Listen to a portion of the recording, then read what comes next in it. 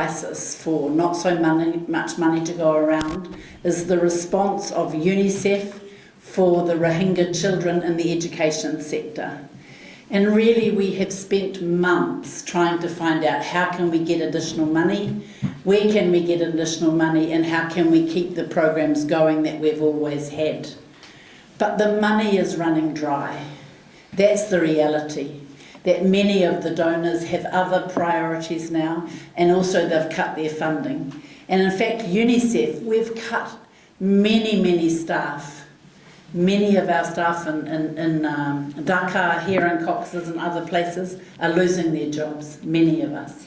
And so it's a really tough time. And that's one of the reasons that we've had to take some very difficult program decisions. And this is the one that we're going to talk about today, is the response in the Rohingya camps for education. Right now, UNICEF provides 83% of the learning facilities in the camps. And we just don't have money to keep them going from what we did since 18-19 last year.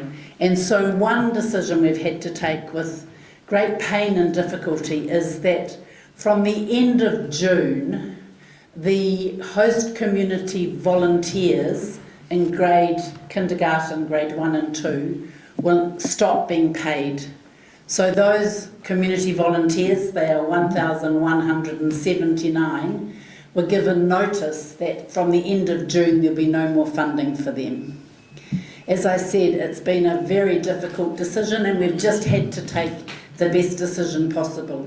What it means for the Rohingya children in grades kindergarten 1 and 2, that we will drop English, science and social studies. But we'll continue with literacy, the Burmese language, maths, life skill and drawing for kindergarten. So we have been talking to our NGO partners since November, again in January, again in April, again in May, to warn them that at some stage we will have to cut programs. And so the program that's been cut at this stage, and I'm afraid there'll be other phases later on, is that the host community teachers in those 3 grades will no longer get any volunteer incentive after the end of June. As well as that, we've made a very difficult decision that the schools will close on Thursday for Eid, and then they should have come back for 2 weeks before the end of the cycle. In fact, UNICEF will close all of our learning facilities on the 4th of June for Eid, and if we get money, we will open again on the 29th of March. Sorry, 29th of June. 29th of June. At this stage, we don't have that money. We have some money coming in from donors, and everybody in the world is following up with those donors to try and hurry it up. But we can't guarantee on the 29th of June that the 83% of Rohingya children in the camp from kindergarten up to the top grades will be opening. We don't have money for that at this time as well. It's just the reality of what's happening in the world.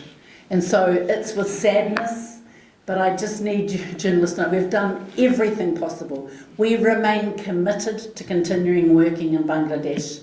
Over the last couple of days, we've been in touch with our education colleagues, our nutrition, our child protections, our water and sanitation, nutrition. That other programs are going on for Bangladeshis all over Bangladesh, and really Madhuri can speak much more to that.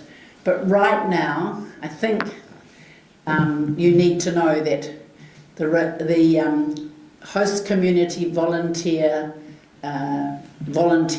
in kindergarten grades 1 and grade 2 will be paid at the end of June, and after that there's no more money for their incentives.